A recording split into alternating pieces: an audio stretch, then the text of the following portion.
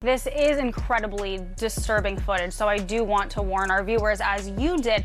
But as you said, Cassie's lawsuit, which was filed in November of 2023 and then was quickly settled overnight, it did open the floodgates. But in that complaint, Jake, she details an incident that she alleged happened in March of 2016 at a hotel in Los Angeles. It's so difficult to reflect on the darkest times in your life, but sometimes you got to do that. I was fucked up. Physically assaulted by Diddy. Now our team in the LA Bureau, we have got our hands on that surveillance footage, and it appears to corroborate Cassie's claims identically. I mean, I hit rock bottom, but I make no excuses. My behavior on that video is inexcusable. I take full responsibility for my actions in that video. And I know people gonna think that, you know, yo, this is all what Gene wanted to see. But now, listen here, man. The devil got a purpose, God got a plan. Do you understand what I'm saying? The devil got his purpose, but God got a plan. I'm disgusted. I was disgusted then when I did it, I'm disgusted now. I went and I sought out professional help. I had to go into therapy. And going to rehab. Had to ask God for his mercy and grace.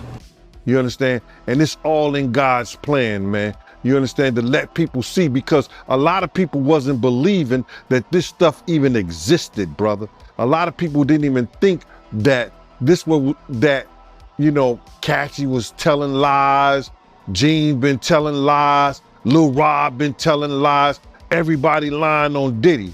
But Diddy told the truth.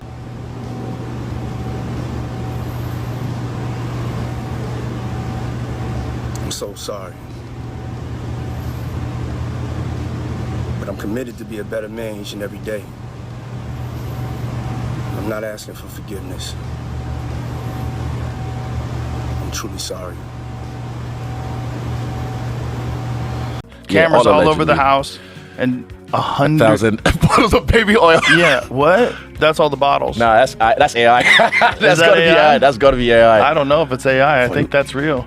I think it was lube and baby oil. I think it had a variety of different substances. Who counted that? Was Look at that. 1,000? Look at that. Joe Rogan just said it out loud.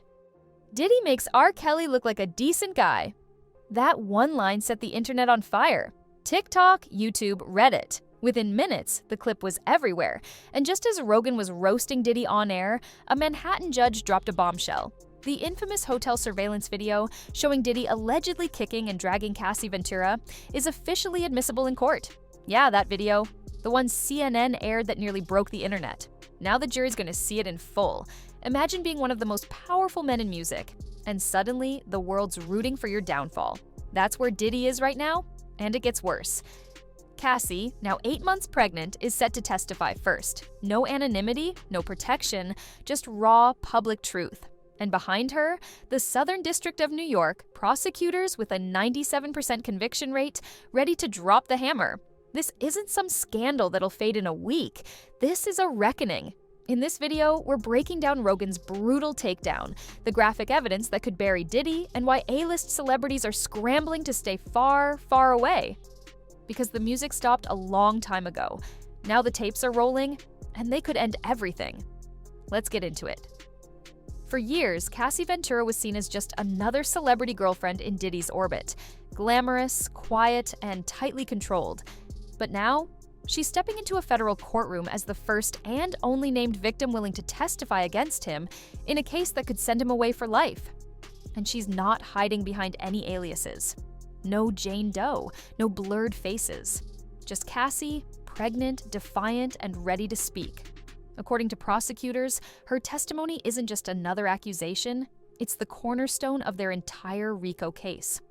Why? Because Cassie wasn't just in the background, she allegedly witnessed and endured the very system of abuse. I love entertaining people. I love watching people have a good time. You know what I'm saying? I don't like the concerts when everybody has a camera up. Yeah, right. Yeah, well, that's all of them now. At my concerts, you dance all night. You can't even get to your phone. You so much in the... Control and coercion the feds are trying to prove. The most disturbing moment? It all centers around a 2016 incident at the Intercontinental Hotel in Los Angeles, caught on tape, where Diddy is seen violently attacking her in a hallway, kicking her, and dragging her into their room. This same footage, previously aired by CNN, has now been approved as admissible evidence, and it'll be played right in front of the jury during the first week. But it gets darker. After the incident, Diddy reportedly sent Cassie a series of frantic messages, begging her not to talk. One read, "Call me. The cops are here. I got 6 kids. You gonna abandon me like this?" Prosecutors say these texts show clear consciousness of guilt. Translation? Even Diddy knew this moment could ruin him. Now, his legal team is trying to spin it. They've admitted the violence happened, but claim it was mutual. That Cassie wasn't a victim, but an active participant in a toxic relationship. One of Diddy's lawyers even argued she was too strong to be coerced, but the judge wasn't having it. She hit back hard. Strong women can also be coerced, and that's what makes Cassie so dangerous to the defense. She's not anonymous. She's not hiding. And when she steps into that witness box, heavily pregnant, already seen by the public as both brave and wronged, every word she says will carry emotional weight, the kind juries don't forget. The government's lead witness in the Diddy trial, Cassie Ventura, was seen looking very pregnant with just 3 days to go until opening arguments are set to begin. This isn't just testimony, it's a reckoning. And if she delivers, this could be the beginning of the end for one of the biggest music moguls in modern history. But Cassie isn't the only one testifying with evidence, because next up, the jury will see the video Diddy fought desperately to keep out. For weeks, Diddy's lawyers waged war on a single piece of footage, because they knew once the jury saw it, no amount of spin could undo what was captured. We're talking about the 2016 Intercontinental Hotel surveillance video, the moment that turned whispers into headlines.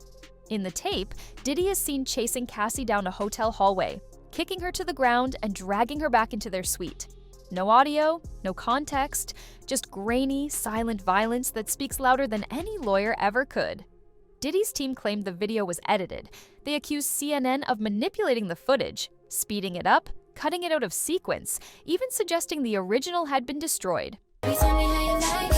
Cassie going into labor early is going to be a big problem for the prosecution. That's why they want to put her on first. If she goes into labor and is unable to attend, the prosecution will probably try to delay her testimony until the end of their case. They called it inflammatory, prejudicial, and incomplete. But the judge didn't buy it. She ruled that the footage is admissible, and it's going to be shown to the jury. Unedited, unfiltered, the full version. And here's why that's a problem for Diddy. In the court of public opinion, this video already destroyed his image. Now, in a court of law, it could seal his fate. Because no matter what the defense argues, mutual violence, a toxic relationship, or a rough patch, that video shows one thing clearly: Cassie trying to get away and Diddy forcing her back. Legal experts say this kind of visual evidence is powerful because it doesn't rely on testimony. Jurors don't need to believe Cassie, they just need to believe what they see with their own eyes. And what they'll see is bad. Really bad. Now add to that the emotional gut punch, knowing that the woman in that video is the same one sitting just feet away from them, pregnant, testifying under oath. That combination? Devastating. To make matters worse, prosecutors aren't stopping at that video. They're bringing in more. Alleged tapes from Diddy's infamous Freakoff parties. Footage that, if even half of what's rumored is true, makes the hotel video look tame. A source tells ET Cassie is, quote, prepared to tell her truth on the stand next week despite being due very soon. Watch out, that girl might get you. And today, the final jury selection was delayed until Monday over the judges' fear that 12 jurors and 6 alternates could get cold feet over the weekend and drop off. So while Diddy's legal team continues scrambling to challenge every piece of evidence, the government is stacking the visuals high and prepping jurors to watch it all unfold, because one video might shock a jury. But a series of them, that can bury a legacy. And if the hotel video wasn't bad enough, what's coming next could be the final nail, the freak-off tapes the world wasn't supposed to see. If the hotel surveillance video was the match, then what's coming next might just be the explosion. We're talking about the infamous Freakoff tapes. The recordings prosecutors say expose the true scale of what Diddy was running behind closed doors. Not just one isolated incident, not just one woman, but a pattern of manipulation, coercion, and control. filmed and allegedly used as leverage to keep everyone quiet. According to federal documents, these weren't wild party clips you'd see on a leaked celeb IG story. These were highly orchestrated, drug-fueled events with multiple women, men, and hired professionals. And yes, Diddy is accused of filming it all. The prosecution argues that these tapes are crucial. They show how Diddy allegedly maintained control over the women in his circle, not just with fame or money, but through fear, blackmail, and humiliation. One source close to the investigation called it Epstein-level stuff. But here's where it gets intense. The jury will see these tapes. They've already agreed, through a detailed questionnaire, to sit through sexually graphic content that could be traumatic or disturbing. But the public won't. Prosecutors are pushing to have the footage sealed from media and spectators, arguing that the images are too sensitive and could expose victims who haven't gone public. And that's left everyone wondering, It's a long trial, 2 months. They may not want to sit that long. And of course, some of them may fear that Diddy would retaliate against them if they were to return a guilty verdict. When it's all said and done, I expect Diddy's legal fees to be in excess of $10 million. That's going to include pre-trial, the trial itself, and any appeals. Who else is in those tapes? Because the parties weren't private. They were elite. Industry insiders. Big-name guests. Some of them may be caught in the background, maybe even unaware the cameras were rolling. Imagine being a famous actor, a chart-topping artist, or a label executive, and realizing the footage could show you in a room where something criminal happened. Even if you weren't part of it, you were there. That's why the panic behind the scenes is so real. Some of the most powerful people in music, film, and politics were known to be Diddy's regular party guests. And if even one clip surfaces that shows their face, their career could implode overnight. This is why Diddy's defense is scrambling to get these tapes thrown out. They've argued the footage is misleading, incomplete, and inadmissible, but prosecutors say it's the clearest proof of a criminal enterprise. So what's really on those tapes? We don't know yet, but the jury will.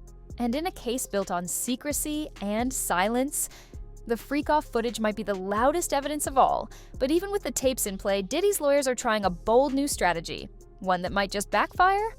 When your back's against the wall and the evidence keeps stacking up, you either fold or spin the narrative so hard you hope the jury gets dizzy. That's exactly what Diddy's legal team is trying to do. Their strategy? Admit the violence, but twist the story. They're not denying what happened in the hotel video. They're not even denying that things got physical. Instead, they're calling it mutual combat. A toxic relationship, sure, but not a criminal one. Disturbing new video appears to support some of the accusations of abuse against music mogul Sean Diddy Combs. We want to warn you that this video you're about to see is extremely graphic. The surveillance footage that was captured inside of a Los Angeles hotel in 2016. One of Diddy's attorneys, Mark Agnafilo, took it a step further. He argued in court that Cassie Ventura wasn't someone who could be forced into anything. His exact words, "She's a strong woman. She wouldn't have been coerced." And just like that, they flipped the script. Cassie, the pregnant whistleblower, painted as too empowered to be a victim. But the judge wasn't having it. She fired back. Strong women can also be coerced. Mic drop. Let's be clear, this isn't a defense built on evidence. It's built on doubt. The idea that if they can paint the relationship as fiery and chaotic, if they can convince just one juror that things were mutual, then the whole trafficking narrative starts to unravel. And it's not just Cassie they're trying to reframe. They're pushing this same narrative across all alleged victims, suggesting that what the government calls abuse was really just consensual chaos. They want the jury to believe that the so-called freak-offs weren't part of a criminal operation, but wild parties everyone agreed to join. But here's the risk. If jurors feel like the defense is gaslighting them, especially after watching the hotel video or hearing Cassie's testimony, this whole narrative could blow up in their face. You're not arguing innocence, you're just trying to make the abuse sound normal. And that's a dangerous place to be in a federal courtroom. Prosecutors rarely lose. To make matters worse, Diddy's team tried to suppress key evidence from being used at trial. They challenged the Homeland Security raids that seized his phones, computers, and iCloud data, calling the warrants unconstitutional and based on salacious claims. But the judge allowed it all in. And just to add more chaos, one of Diddy's own lawyers suddenly withdrew from the case, citing irreconcilable issues. Translation, even inside his defense team, things are falling apart. Outside the courtroom, though, Diddy's already being dragged in public. Joe Rogan lit the match, but it didn't stop there. When Joe Rogan speaks, the internet listens. But when Joe Rogan torches someone, it goes nuclear. On a recent episode of his podcast, Rogan didn't just criticize Diddy, he went full scorched earth, saying he makes R. Kelly look like a decent guy. Think about that. R. Kelly is in prison, his name is synonymous with abuse, and Rogan just said Diddy is worse. But he didn't stop there. Rogan compared Diddy to Caligula, the infamous Roman emperor known for orgies, excess, and total moral collapse. He suggested Diddy's parties weren't just wild, they were systematically perverse, carefully controlled, and designed for domination. He also floated the Epstein comparison, saying Diddy's empire looked more like a blackmail machine than a record label. And Elon Musk? He joined the roast. While discussing the trial, Musk openly questioned why people like Jennifer Lopez, so far there's been no comment from Combs or his attorney, a longtime associate and ex of Diddy, had warned the public about Trump, but said nothing about Diddy's alleged abuses. His words, how many people did she warn against Diddy? 0. The message was clear. Hollywood knew, and it stayed silent. That silence, it's cracking. Because podcasts like Rogan's aren't just commentary anymore. They shape the narrative, amplify the backlash, and turn courtroom drama into viral content. Clips from Rogan's Diddy rant hit TikTok within minutes, racking up millions of views and sparking a new round of public disgust. Even if the jury never sees it, the world does. And when influencers, YouTubers, and social media creators start echoing the same sentiment, Diddy's finished, it becomes more than just opinion. It becomes momentum. Public momentum that prosecutors are quietly counting on. Because let's face it, when the world turns on you, even the best defense starts to crack. The court of law is one thing, but the court of public opinion, that's already rendering its verdict. And here's the scary part for Diddy. If even half of what these podcasts are alleging turns out to be true, the celebrity fallout could stretch way beyond him, because the internet isn't just coming for Diddy anymore, it's asking, who else was there? Who else knew? And who else stayed quiet? And those questions are starting to hit home for some very famous faces, because now, even their names are showing up in the courtroom. One of the wildest parts of this trial? It's not just Diddy on the line, because as opening arguments kicked off and jury selection wrapped up, a few unexpected names started getting dragged into the conversation, and not because they're accused of anything, but because they might have been there. The prosecution has already listed Michael B. Jordan, Kanye West, and Mike Myers. The lengthy jury selection process has begun. It started with a panel of 50 jurors this morning. Diddy also got his first look at some possible jurors that may decide his fate, and he was able to trade out his jail outfit of a tan, drab clothing for his own clothes. As names that could be mentioned during witness testimony. Let that sink in. Killmonger, Yee, Austin Powers. And no, this isn't some weird Hollywood roast. It's real federal court filings. Now, to be clear, none of these celebrities are charged with any crime. They're not accused of abuse, trafficking, or coercion. But their names are surfacing for one very specific reason: association. Prosecutors are preparing to show that Diddy's Freakoff parties weren't private. They were elite, and sometimes very public within closed circles. So when footage is played, when tapes show who was in the room, even for a second, it's going to raise serious questions. Who else knew what was going on? Who turned a blind eye? Who stayed silent even when the rumors were screaming? This is exactly why Jamie Foxx's name is trending again. Because back in late 2023, during a bizarre injury and hospitalization, Foxx made a cryptic Instagram post. "The devil is busy, but I'm too blessed to be stressed." That message came just after a dinner where Foxx was allegedly attacked, needed stitches, and told friends he believed Diddy poisoned him. It sounded wild at the time, but now, people are replaying every word. Even rumors about Jennifer Lopez, Jay-Z, and political figures like Kamala Harris are circling online, not because they're implicated, but because they were part of Diddy's tight-knit celebrity world. And that's where the danger really is. Not in direct accusations, but in guilt by proximity. Because if even a few frames of those tapes show someone famous in the room, if one witness drops a familiar name casually in testimony, suddenly careers, reputations, and brand deals are at risk. Hollywood's silence has officially backfired. What used to be brushed off as party gossip is now evidence in a federal RICO case. No offense to Kevin Bacon, but when it comes to degrees of separation between artists and actors and icons and movers and shakers, nobody is more entwined with the cultural fabric of the past 30 years than Sean Combs. And the world wants to know, if all of this was happening for years, and with so many powerful people around, why didn't anyone speak up sooner? That's a question the prosecution is leaning into hard, because when they bring receipts, they almost always win. This isn't some tabloid drama. It's the Southern District of New York, the most feared prosecutorial team in the country. Their conviction rate, 97%.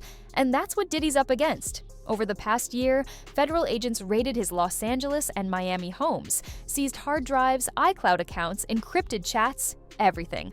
They've reportedly interviewed over 200 witnesses, built a timeline across decades, and are sitting on what they call a mountain of digital evidence. This isn't about one fight in a hotel hallway. It's about showing a pattern, a system, one where women were allegedly recruited, groomed, filmed, and silenced. And Diddy's team knows it. They tried to suppress the evidence, arguing the warrants were too broad and based on salacious storytelling. But the judge allowed it all in. Even worse for the defense, one of Diddy's key lawyers suddenly quit, days before trial, leaving the rest of the team scrambling just as opening statements began. Now the stage is set, the jury is seated, the hotel video is ready to roll. Cassie's testimony is locked in. And behind it all, the government's case machine is moving like a freight train, with one goal: take down the mogul who thought he was untouchable. It started with a leaked video. Then a woman stepped forward. Now the empire's shaking. Diddy may have built an iconic music legacy, but in a federal courtroom, platinum plaques don't count for much. This trial isn't just about what happened in a hallway, or in a recording studio, or at a Freakoff party. It's about how far power can go unchecked, and what happens when it finally gets called out. Joe Rogan said it best. He makes R. Kelly look like a decent guy. And that wasn't a joke. That was a warning. Because if even half of what the prosecution is alleging sticks, this won't just end Diddy's career, it'll redefine how the music industry hides its monsters. So stay locked in, because the real show, it's just getting started.